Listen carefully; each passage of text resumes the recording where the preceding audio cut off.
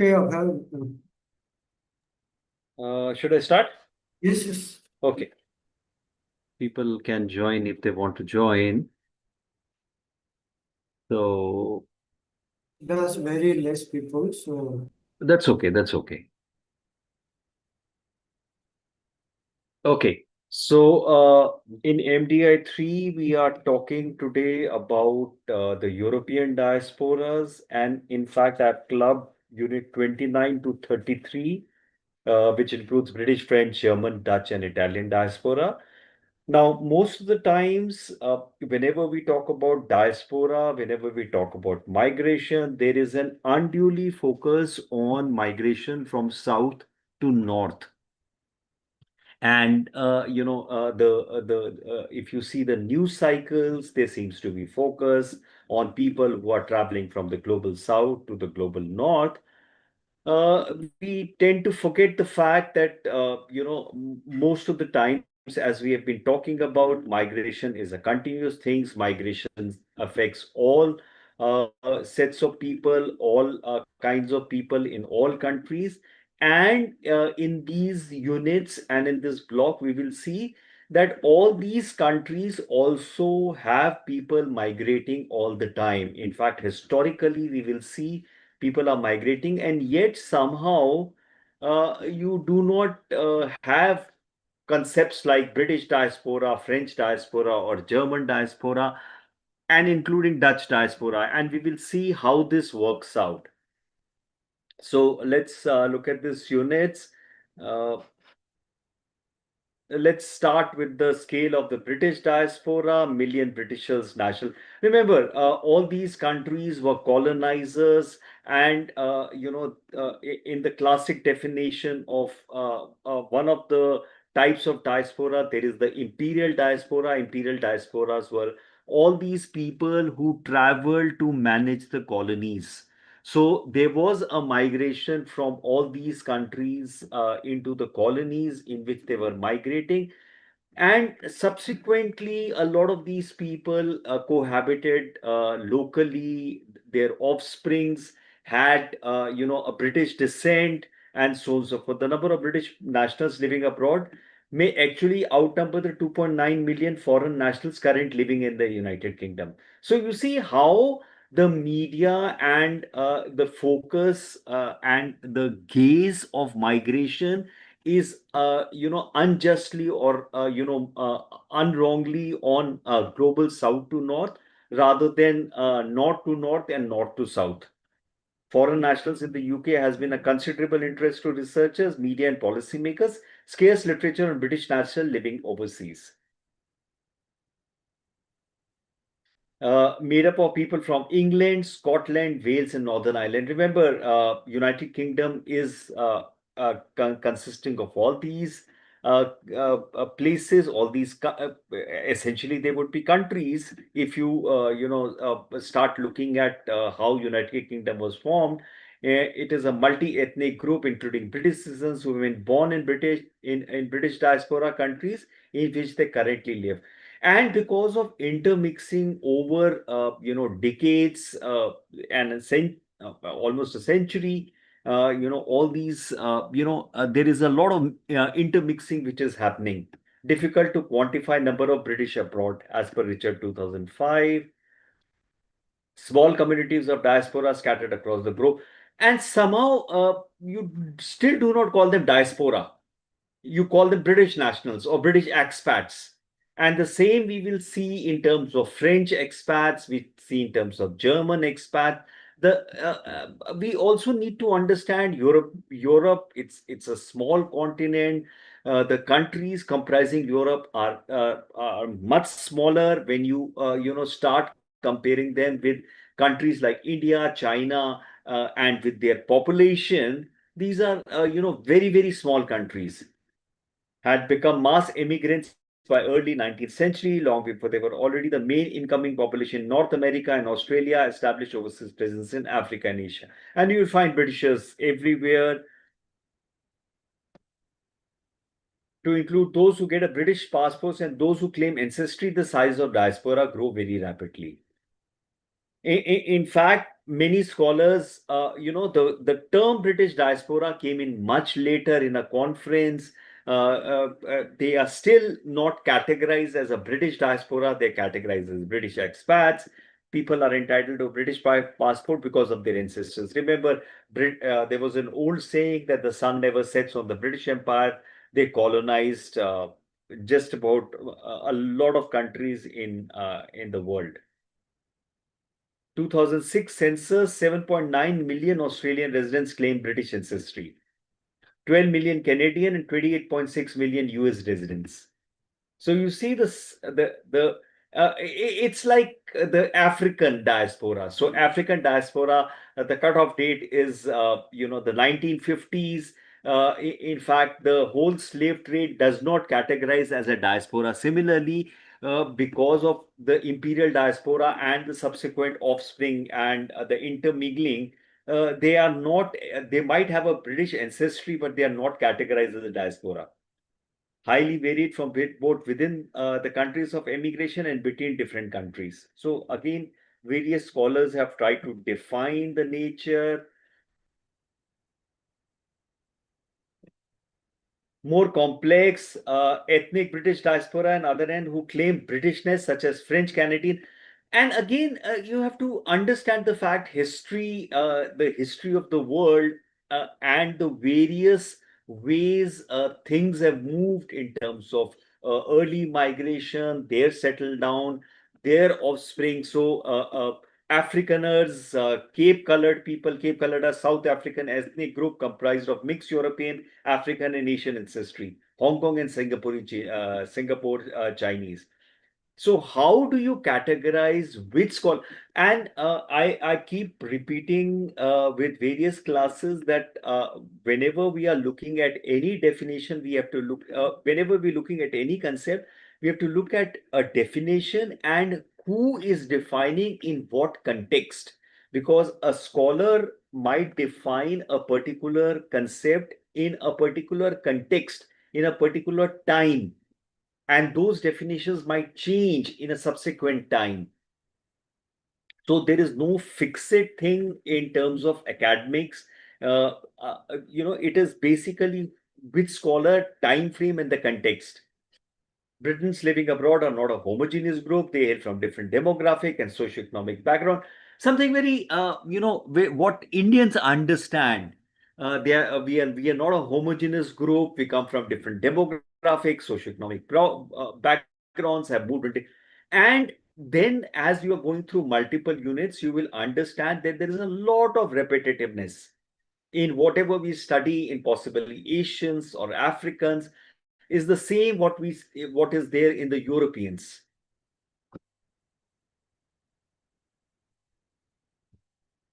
Okay, so reasons for migration. Second half of 20th century became increasingly skilled who leave UK due to seek employment abroad.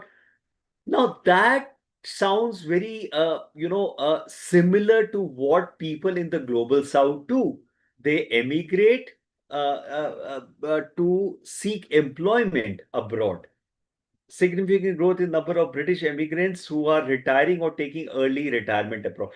Also, we need to understand that when we look at and say that the West and Europe and European countries or the US, and we look at their GDP growth or their per capita income, remember these are averages. So in these particular GDP growth or per capita income, there might be wide variations. And remember today, if you look at Europe, it is extremely expensive compared to various countries in global south. And a lot of these people come and retire, for example, in Thailand, Vietnam, Nepal. I have not come across cases in India, but I'm sure there would be. If you do enough research, you will find that motivations for emigration seems to be positive attributes of the place rather than the negative attribute of UK. Which again could be based on sample. What sample are you taking from? Where are you taking? At what time frame are you taking?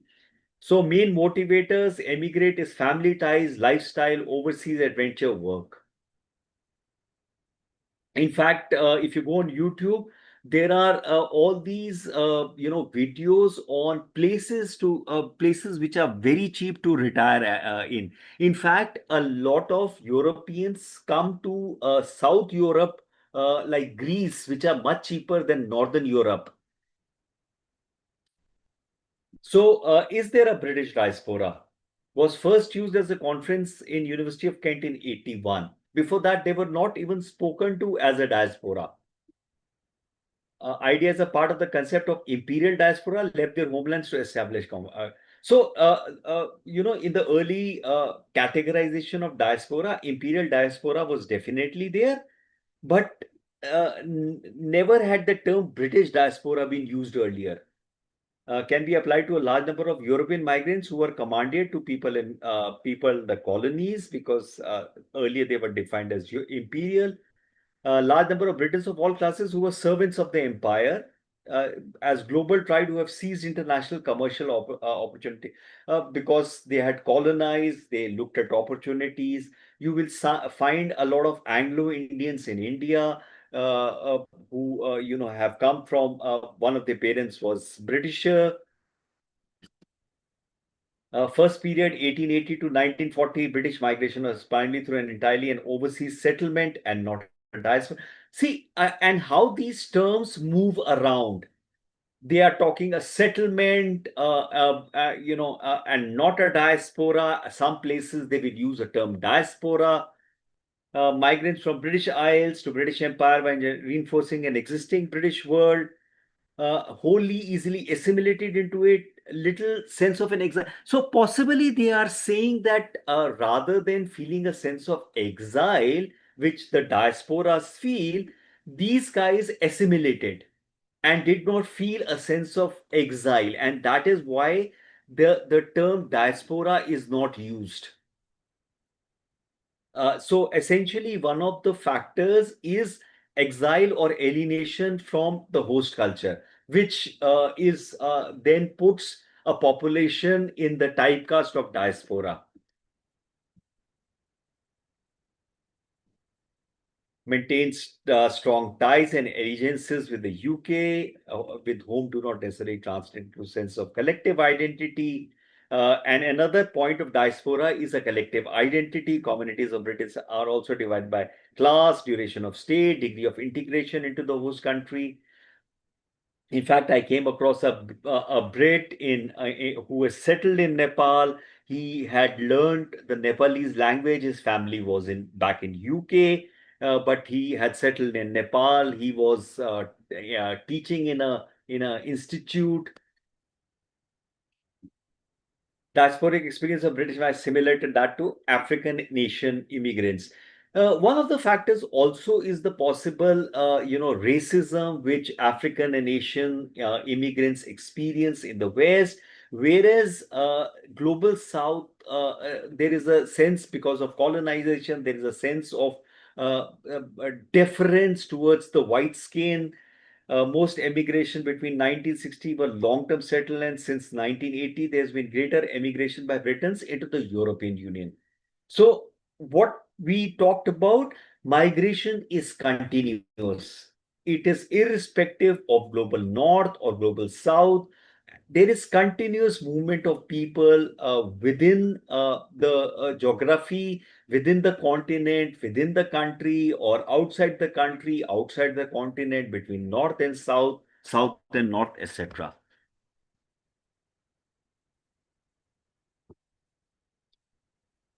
A large population as lifestyle or retirement migration, take up new employment, short-term seasonal living abroad for only part of the year. So again, various categorization of Brits who are outside the UK, around conceptually a large number of diverse immigrants as a single case of the British diaspora, as well as individual Brits abroad, or if they have citizenship of the country of residence, dual nationals. Tight bonds with each other in some places, creating their own home from home community. For example, in Australia, you will find a home away from home community, which is what the Chinese do, which is what the Indians do, which is what the Africans do. Britons living abroad would fit into one classic type of diaspora defined by Cohen. Not an obvious victim diaspora, labor diaspora, empire diaspora, merchant, and non territorial diaspora. A global economic diaspora, a lifestyle diaspora. So these are new terms which you. Then there is a digital diaspora, which is another term which is coming in. So there are new definitions, new terminologies, how a class of people or category of people are defined today, and it becomes pretty fuzzy sometimes. Empire functioned to cement Britain economic interest, British at home, and their dominion diaspora has been cemented by ties of kinship, economic interdependence, and preferential trade arrangements by sport, by Byzantine tourism. Something extremely similar to other diasporas. Registration, basic support, outreach, and mobilization. UK sends twice as much money abroad as it receives, but remittance comprises a small share of their GDP than in most other countries. So again, yeah, these are differences between various countries, between remittances. More often than not, also need to understand the kinship ties and the familial ties in global South is much stronger than in global North, which are more individual units. So obviously the connections are much looser in the global North than in the global South. So let's while we are looking at Britain, let's look at the French diaspora. There's no such thing as French diaspora. France has deployed a variety of diaspora building. On one hand, we're saying that there is no such thing as French diaspora, and yet there are some diasporic building policies. French diaspora would rather be understood as a top-down category of political practice than a bottom-up category. More often than not, the diaspora is a bottom-up category where people get together. They have a common sense of home. They have a sense of alienation, and then they, interact with the home countries in a political process, or in an economic process, etc., etc. Whereas in terms of France, it's a top down in terms of the government uh, uh, deploying some diaspora building policies. So this is a news item. France sends immigrants to more countries than anyone else. So you can find this news item if you search on Google as to where is France sending immigrants. And as we go through each European country, we will realize the fact that the European country also is further divided into religious groups, into minority groups. There's a majority groups. There are all kinds of divisions what we see in countries of the global South. We've gone through Asian diaspora, we've gone through African diaspora. Similarly, we'll see a similar set of things in the European diaspora. French colonization of America was prominent late 17th and 18th century, movement to the neighboring European countries as a result of violence. And also, what we read about violence, civil unrest, political instability in the global South was something very similar what happened in Europe. We also need to understand Europe has fought two world wars where millions of Europeans died.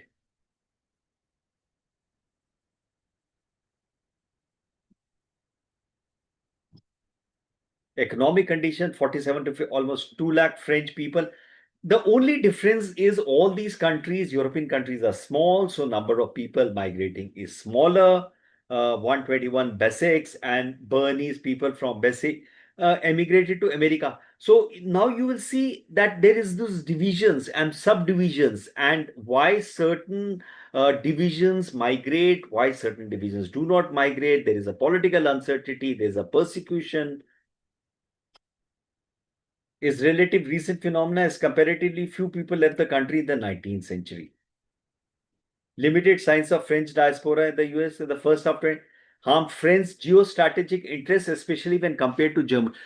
Uh, there were many more Germans in US, and obviously we have seen how these diasporas lobbied for their home states in their host countries, and that's how these French felt that because there was not sufficient diaspora, they harmed French geostrategic interest. Incidentally, France has come out now, yesterday's statement, and has decided to recognize Palestine as a state in the UN General Assembly, the first country in Europe to do that. Lack of cohesion and political mobilization among French national abroad, sharply with the sustained effort and considerable resources that were invested by French authorities to reach out to them during the past decade. Now, we also need to understand because of industrialization and the society being fragmented into individual units, the kind of kinships and familiar ties and the extended families which is prevalent in the global south is not there in Europe. So these individual units are pretty much self-contained. Inevitably, when the children grow up, they form their own individual units. The ties are not as strong as they are in the global south. When we look at India, we look at China, or you look at Africa.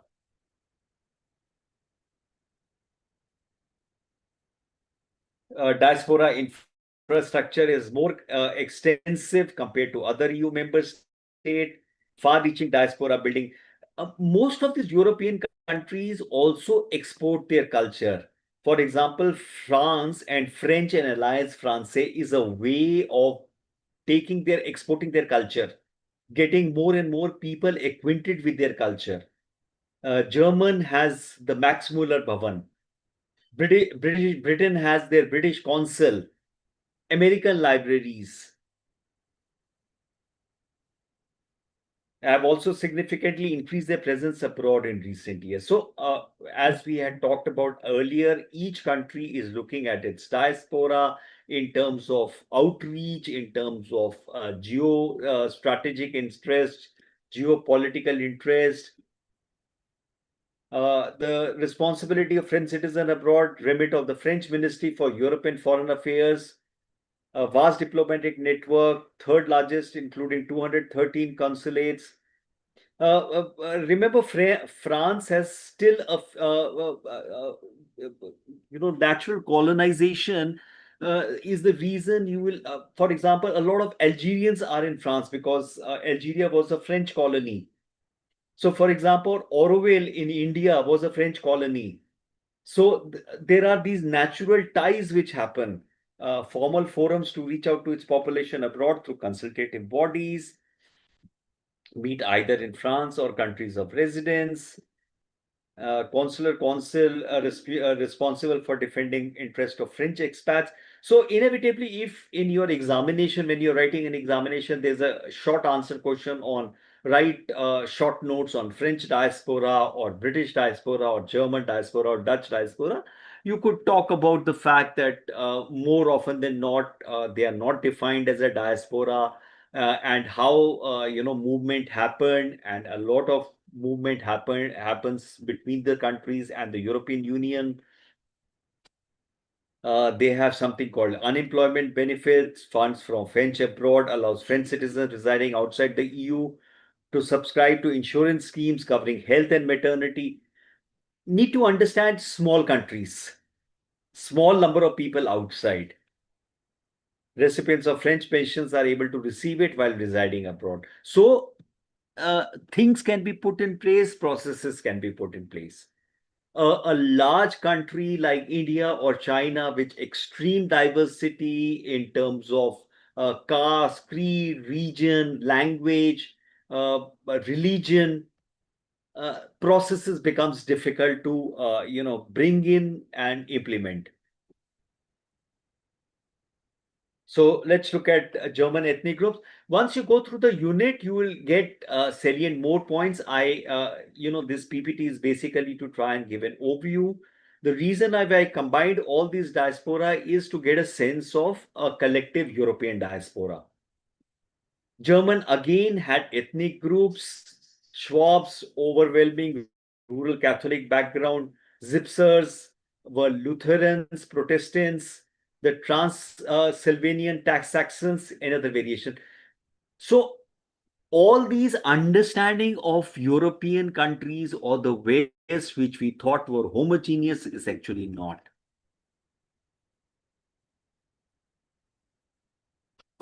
Prior to World War I, pan-Germanism had not taken serious root, with many Germans ethno-linguistic communities. 35 Germans represented one of the largest European ethnic diasporas, 95 million German speakers in the world, 65 million in Germany and 6.5 million in Australia. In fact, that was one of the reasons why Hitler said wanted a larger Germany, because he said these are German-speaking people, hence they are Germans. 23.5 million were scattered across the globe, with larger concentration in Eastern Europe. Not out, had become German nationalists. And you will see this pattern repeating itself historically nation-wise. In fact, the current conflict between Cambodia and Thailand happens to be because of this nationalism, domination over land, over temples. So, somehow history of the world keeps repeating itself in the same way in different contexts. Substantial immigration to United States, 1 million immigrants during 80s and 5.5 million between 1816 and 1914. 1816 to 1914, remember the World War I started in about 14. There would be multiple reasons for this immigration. It could be the conflict between these ethnic things, or there might be other factors why people migrate. Remember, people migrate always for real or perceived betterment of life. Throughout the post-war era, immigration was high until 56, when guest worker recruitment overtook immigration. Because Germany fought these two world wars, obviously they were short of manpower, short of young, able-bodied people. They started then, for example, Germany had an guest worker treaty with Turkey. Germany got nurses from India. There's this famous story and a video about how these Keralite nurses from rural Kerala went into Germany to care give, and they are now settled out there.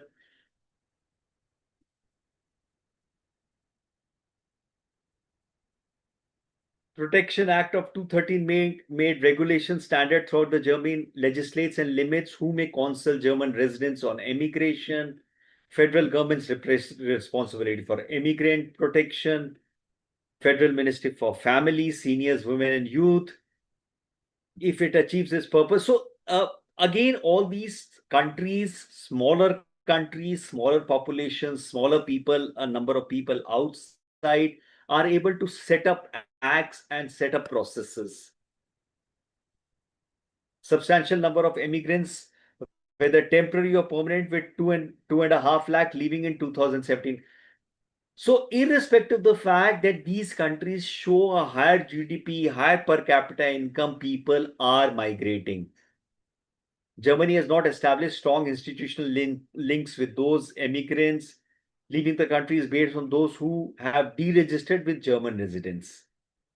So, in spite of their technology and their, resources, they are not able to track in terms of who's leaving or what. Not, I mean, formal estimate on number of German citizens. And also, we need to understand, like with British and French, Germans were colonizers, they had colonies, and then they were, intermingling, they were cohabitation, they were people of German descent, and so on and so forth.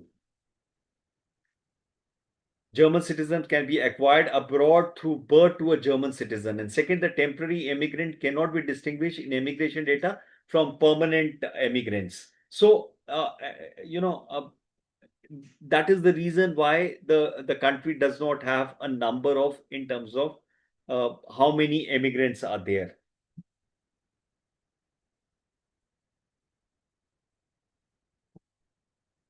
2013, again, these are very old data. UN estimated under 2 million Germans in US, Turkey, Switzerland, UK, Spain. Are notoriously difficult to find because obviously over a period of time there has been so much of intermingling, and because German citizens, if they have a German parent, can acquire a German citizenship, it's very difficult to tabulate.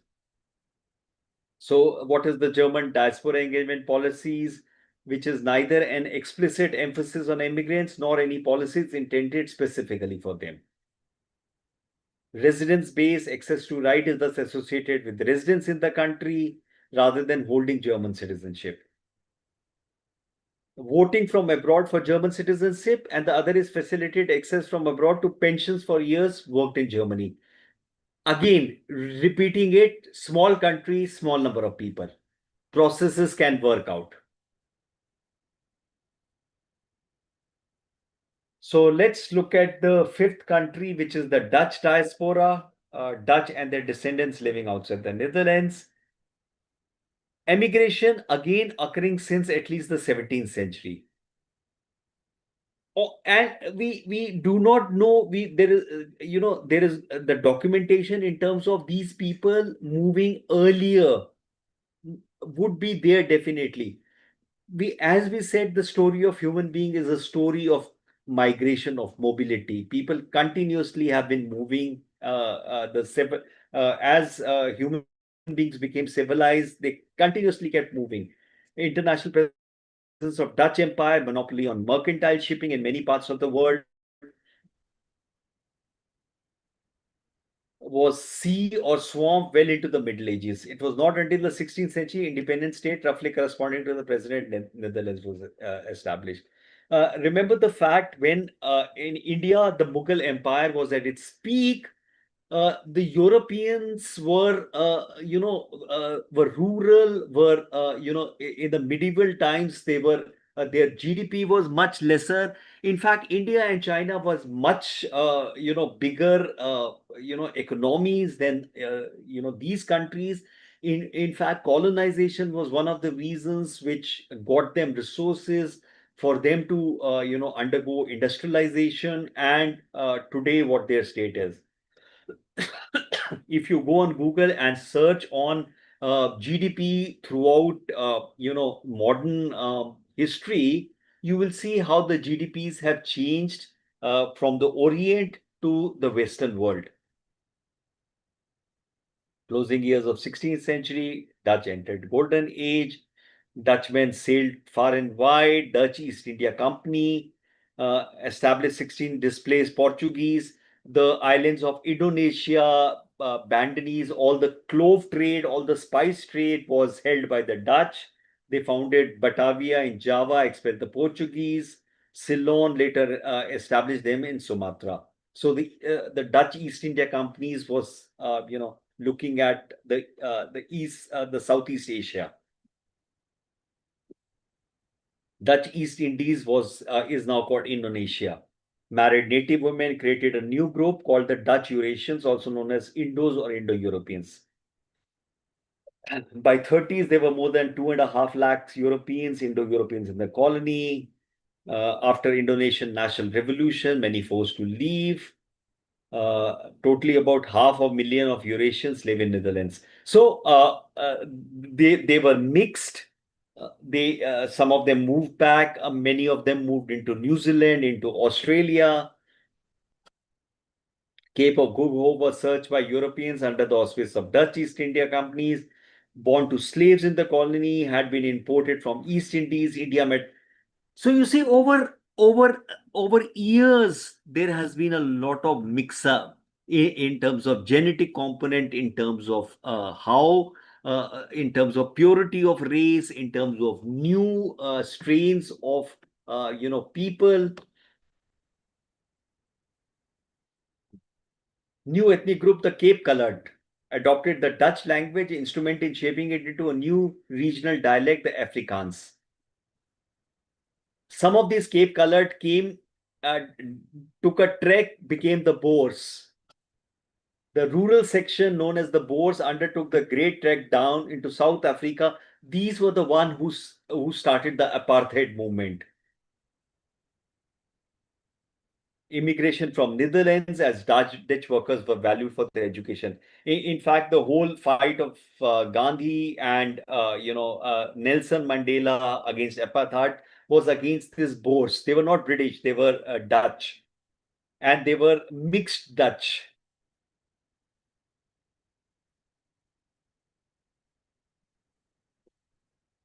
1621, Dutch West Indian Company bought Manhattan, surrounding districts of New York State, Connecticut, New Jersey. Conflict with Swedish settlement, whole of area was controlled by Dutch. And then you will see that these countries also have been permanently in conflict with each other based on economic interests. So economy is a great way for conflicts.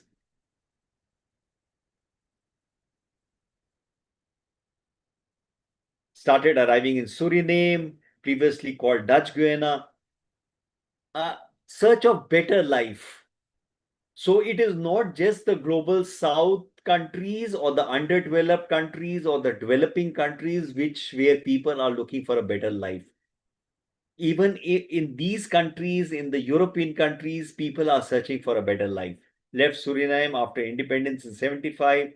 Ethnic groups, Creoles, person of mixed African European ancestry, are partially of Dutch descent. So there are these new ethnic groups which were formed based on, ancestry, based on language.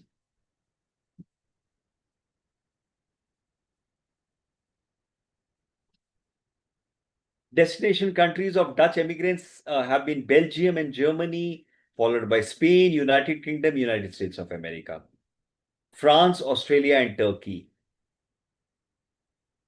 And inevitably it is always a set of people, or even a single person goes, finds the life better in a host country, and then there is a chain migration in terms of friends, in terms of family, or in terms of the area where the person comes from, in terms of the rural area, what we typically see in Asian and African migration.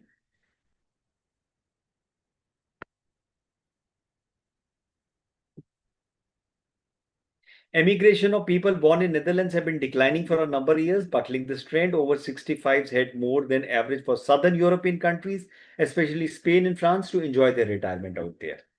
As I said, North is more expensive, South is less expensive. In fact, now East Europe is much more affordable than West Europe, and that's how populations keep on moving.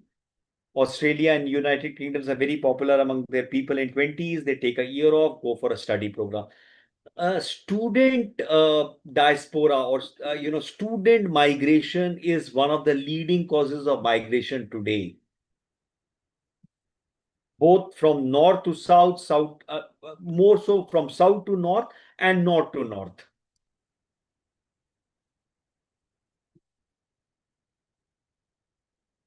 Perhaps reluctant country of immigration, preoccupied managing immigration and immigrant integration. Immigration also will be an important component of the Dutch migration history and somewhat neglected. And this we see in all European countries and European diasporas. The focus is always on the immigration and not on the emigration.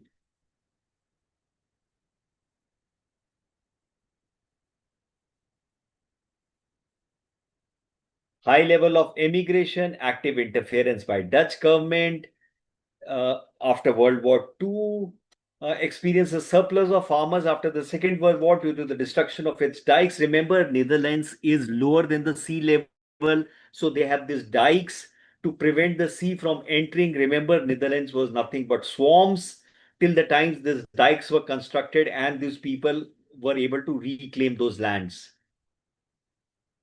Much of the country's agricultural land was flooded, people had to move out. The belief that Netherlands was overcrowded enforced the prospect of permanent employment, period of government-induced planned migration. We have seen this government-induced planned migration in terms of Egypt too.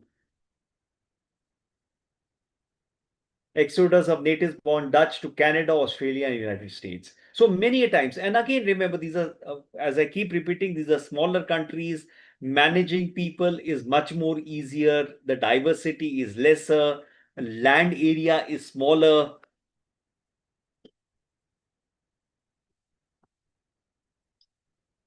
Example of a workable model of religious intergroup relations in multicultural, and an experience with the system of Wezuling, a set of norms governing the relationship among religious groups and communities in Holland. Now, again, small number of people organize themselves in parallel communities: Catholic, Protestant, social, liberal, enable religious differences as well as organized socio-cultural life. And this is what they implemented in terms of Dutch population in Australia. A less number of people, more easily manageable. Religious group in Australia, the Reformed churches setting up de facto Dutch Catholic parishes in Melbourne and Sydney, declared no religion in the Australian census. Less number of people, more manageable.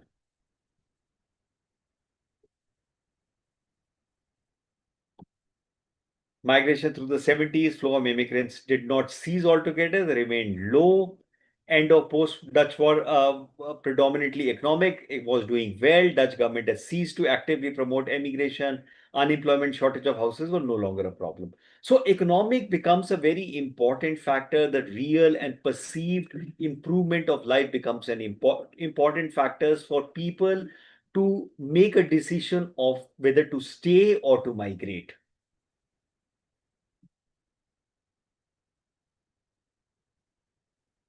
Earlier, they were typically from average to low income groups and were usually skilled or semi skilled. Today, they are typically highly mobile professional or academics and travel on independent skill visas. What we see in the global south, typically Asia and Africa.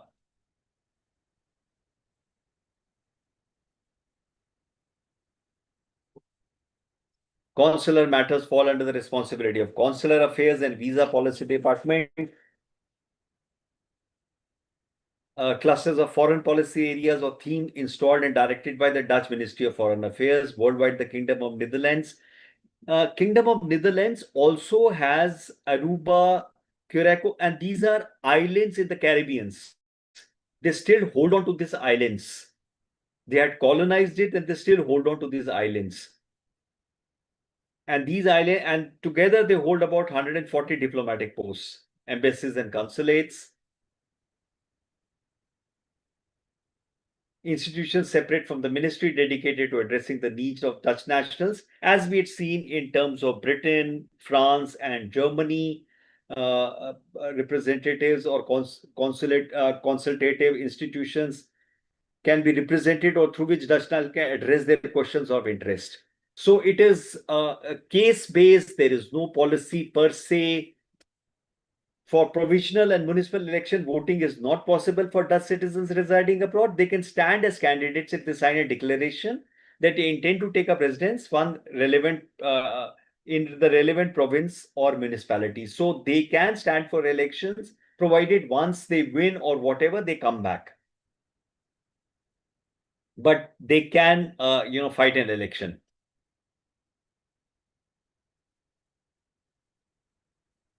No official policy for repatriation to Netherlands. Is based on policy and not a legal right. Under no legal obligations to provide consular assistance by reason of the person concerned. So it's a case by case basis. There is no particular policy of providing consular access.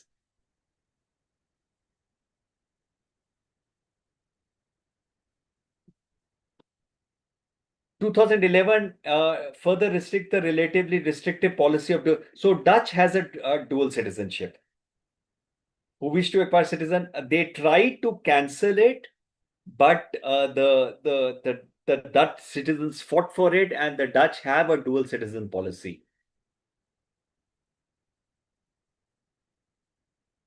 Outburst of major public and political controversy.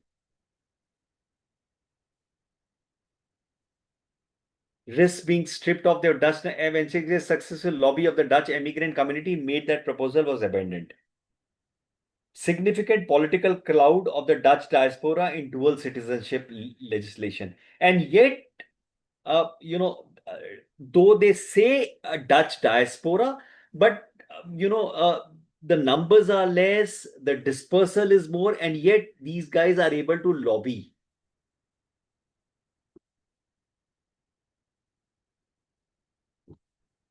So let's come to the final European diaspora, the Italian diaspora. Italy was the birthplace and center of ancient Roman civilization. Once you go through the unit, again, as I said, typically prepare yourself for short answers. There could be possibly a long answer question on describe European diasporas, or can European diasporas be categorized as a diaspora? So you can give individual example as to why as a term they are not categorized as a diaspora. In fact, many a times the focus is more on immigration inside European countries rather than emigration. But historically, emigration has always been there. You could give a few examples. Rome was founded as a kingdom in 753 BC, Republic in 509 BC, unified Italy, forming a confederation of Italic people to dominate Western Europe, North Africa, and Near East. So Italy has a very old history. Italian explorers, navigation and navigators. Europeans, they were maritime, they were navigators, and the reasons why they were able to make fleets and colonize the world.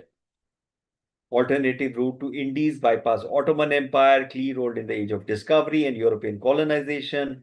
Christopher Columbus, who's credited with discovering New World. Christopher Columbus actually wanted to discover India. Remember, India was the golden peacock at that age. He actually ended up discovering the New World, which was America's.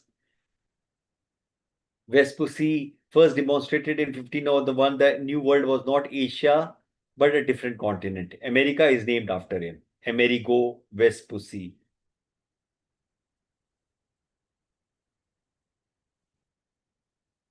Home to ethnic groups of German, French, Slovene, Italians in the north, Albanian Italians, and Greek Italians. Political unification happened in 1871. Kingdom of Italy was a state without a nation because of the survival of the localistic identities among its citizens. What? So now we see as we go through European countries, that each European country itself was so highly divided into, in terms of language, in terms of ethnic identities, in terms of religion, even Christianity being divided into Catholics, being Protestants.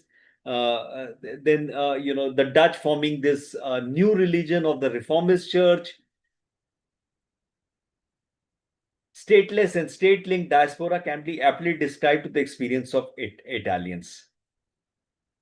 They were a diaspora without a state of origin before 1861. In fact, in 1871, the unification of Italy happened when they had a state and became a diaspora with the state of origin, Kingdom of Italy. Previously, there were these multiple, places.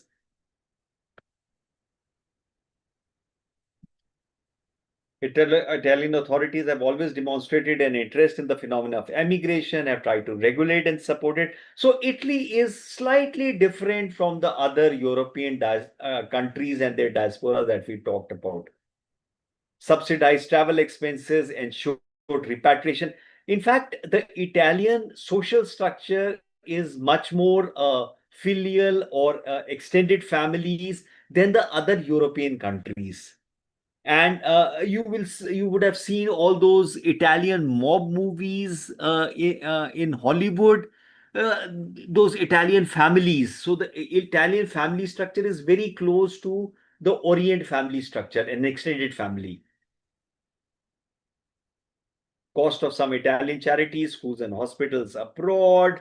First country in the world to promote a bilateral agreement in early 19 aimed at guaranteeing acceptable living and working standards for their immigrants working abroad. First country in the world. So Italy had, actually worked for its diasporic population.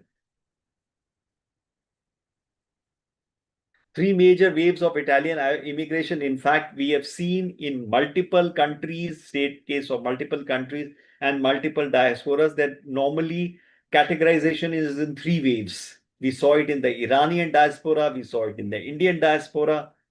First massive wave, 1861, with the unification of Italy, ended with 1920 with the rise of Italian fascism. Second wave, end of World War II, ended in 70. Italy from a country of emigration to one of immigration. Third wave, still ongoing, started in 2007. So, in spite of a developed economy, a developed country, immigration happens.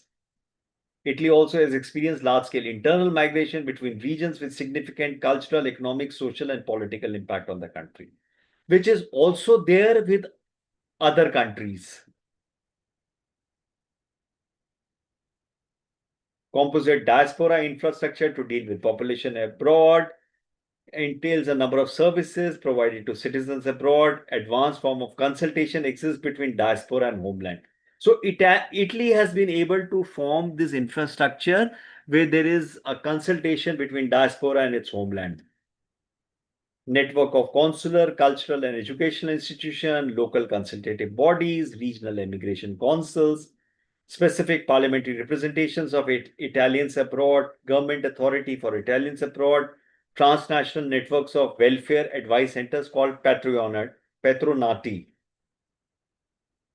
So there are these patronati. How many of them are still functioning? I do not know, but that's how it was. Maybe if you do a Google search and find out, you'll be able to see. In 1980, a widespread system of consultation and representation of Italians abroad.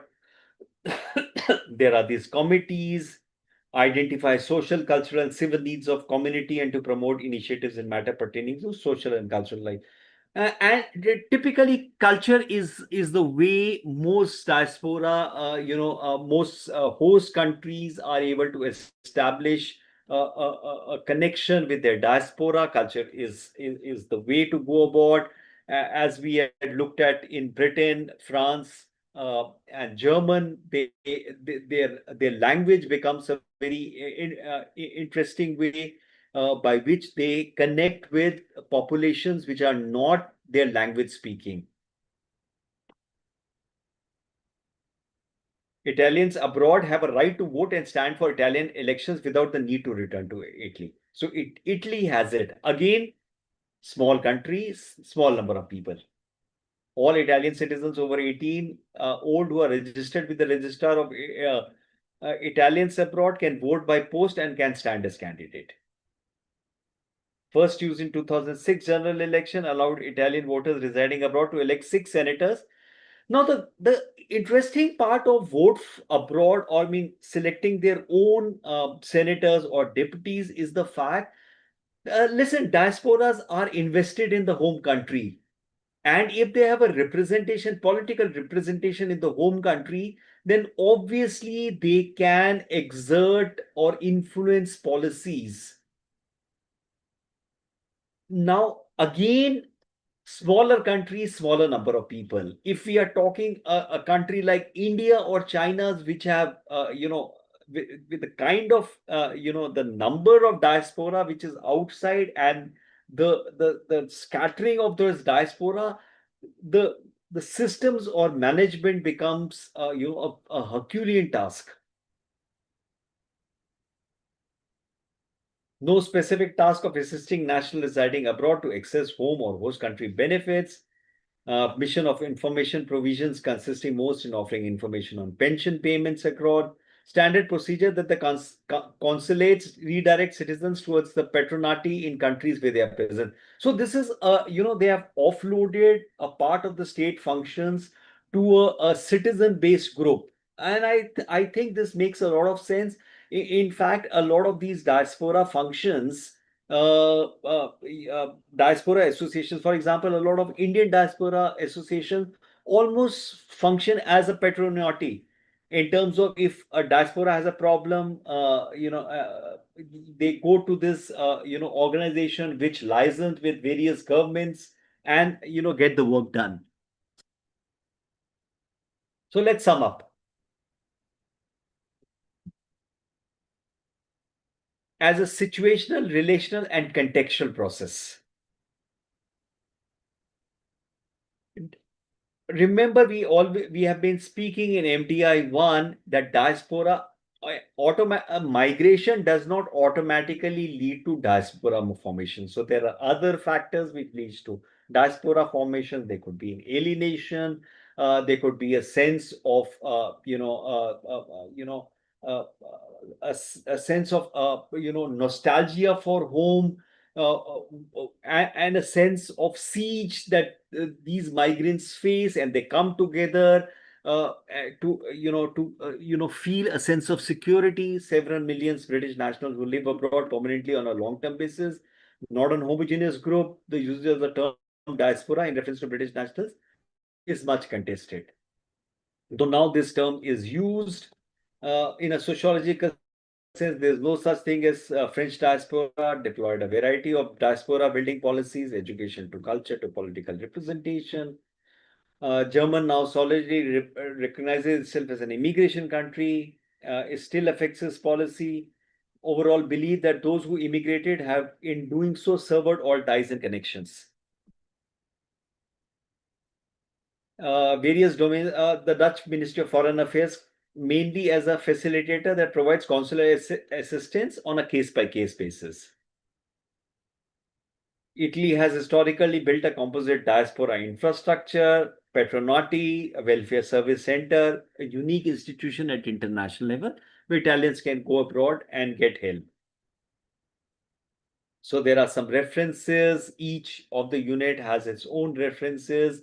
In case there would be movies, there would be novels which you can see to get a sense of diaspora. There are various, references, and I come to an end. Any questions? Let me switch on my video. Is there any question? I think Supriya is not able to get a mic on. So in case she puts it on a chat. Hello, sir. I was listening. हाँ सुप्रिया, कोई question है? Sir, I had like little bit knowledge about European refugees. Okay. European diaspora. Sorry, sir. कैसे? How do you have the knowledge about European diaspora? Sir, little bit knowledge. Sir, only little bit knowledge. कैसे आया ये little bit knowledge? So, sir told me to like attend the classes, and I attended your classes, earlier classes. Then I get the like little bit idea. Okay. Yes, sir. See, it was very, mesmerizing because, sir, I had little bit idea only about diaspora because, sir, we learn about the Indian diaspora as such. Correct. We learn about Indian diaspora in Canada, in USA, in Australia, but sir, like the European diaspora, sir, I got like very much, sir, I get like much information today. Correct. And हर समय वो the media focus is more of the immigration into Europe, and Yes, nobody talks about the fact that Europeans themselves are also moving.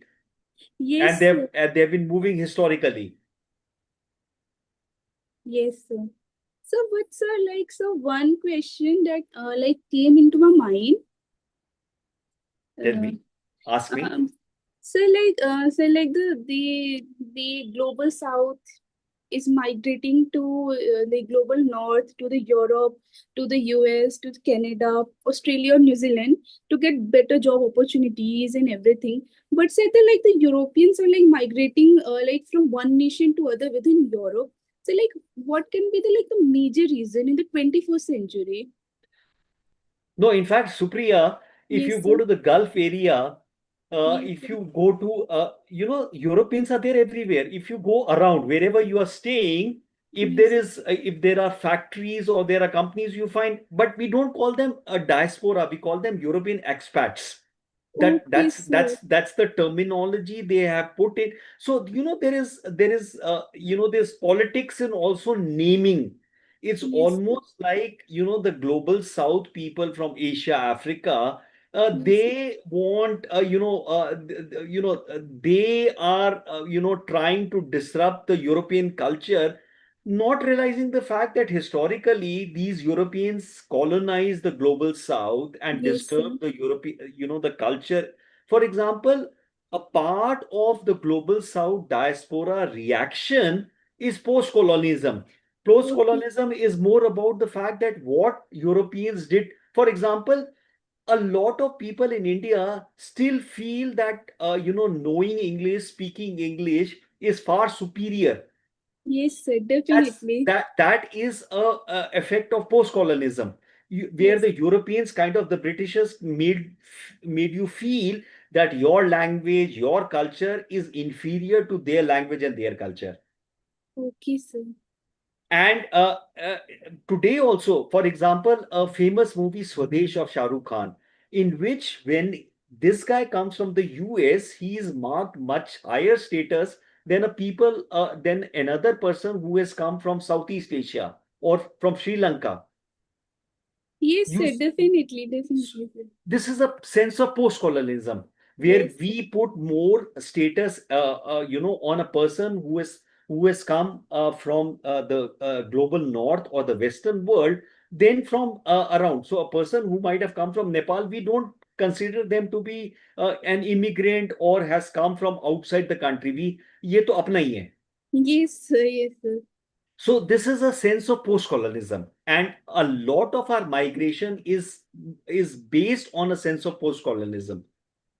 And for these Europeans, they almost, they have this thought process that they had colonized the world, so they can go anywhere and adjust. So they don't feel a sense of alienation. But I'm Yes, sir. sure that, when a Britisher or a Frenchman or a Dutch or a German now comes in India, there is a jarring of culture. Okay, sir. Now, two things is there. When a person goes to global south, the people in global south will go out of their way to make those people, feel comfortable. Comfortable. Whereas Yes, when sir. the global south people go to global north, they are looked at with suspicion. These are immigrants. They have come to take our Ye- jobs. They are made to feel alien. There is racism. So Yes, sir. obviously, the global south people have to come together, Yes, sir. and that is why the diaspora formation is more, there is more talk about diaspora formation for global south people than global north, because these are individual units. They are termed as expats, but the fact is we have seen that there are enough British people living around. You go to Dubai, you go to UAE, there are enough foreign nationals working out there. They are See, today, remember one thing: human being, irrespective of country, religion, class, caste, will always try and find a better, place in Yes, terms of sir. a better life, in terms of a better job, in terms of better earning. Yes, sir. And this is a uniform, quality of people, irrespective of nationality. So if an American is able to find a better job in, say, Thailand or India, he or she will come out here. Yes, sir. Definitely, sir. Definitely, sir. So, So like what Indians are doing, sir. Like, absolutely, and yes, sir. and the focus is on global south, and that, oh, these guys, after all, everybody is looking at a better life. And then Yes. historically, if you look at these, the Europeans came and colonized the global south, took our resources, and now they have a problem if we go there, in Yes, sir. terms of media narratives and everything. Yes, sir. In recent, sir, incidents also like they have been, so like some of the news like have followed in Canada in the last Hmm, few years. hmm. So like the people, the locals, they have been like very aggressive about like Indians getting the top job. So they're being accusation like we can find Indians everywhere. Like where are the natives? Where are the Canadians? Correct.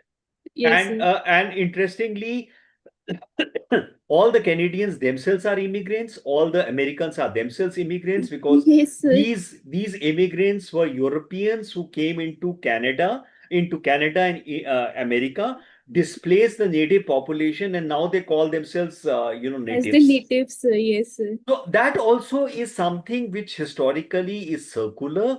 And we have seen, as I said, if we look at it dispassionately, technically, all of us are basically African diaspora, because modern human being evolved in Africa and moved out into the world. Yes, sir. And today various countries say, oh, this country is for Fijians, this country is for Indians, this country is for Americans, but essentially everybody is an immigrant into various countries. Yes, And sir. till the time the world over, what we were talking yesterday in terms of politics of migration Yes, governance, sir. once the world realizes the fact that if there is if there is peace and cooperation, everybody does better. But then there is this identity politics, which is practiced by, petty politicians, and that's why the whole world is in turmoil. Yes, sir. Definitely, sir. Identity politics is like, sir, I feel like it's like it's very aggressive in this century, in this modern Hmm. world. Absolutely. It's a reaction. It's a Yes, sir. reaction. Remember, that's a reaction. Everything is a reaction. So, we had a time when science was coming up, and there were these scholars who said that with the coming of science, with the spread of science, religion will recede The to the dissipate. background. Yes, sir. Recede to the background. It will not dissipate, it will recede Yes, to sir. the background. But we have seen there is a resurgence of religion across the world, and everybody seems to be fighting for their God, and everybody says God Yes, is sir. one, and yet all wars are being fought on religion and God. Yes, sir. So, somewhere down the line, human history is cyclical, everything repeats itself. So, one Okay. needs to understand, as academics, one needs to understand that there's no right, wrong, good, bad, fair, unfair. This is the way the world is progressing, and then we are able to see and dispassionately understand it. Okay, sir.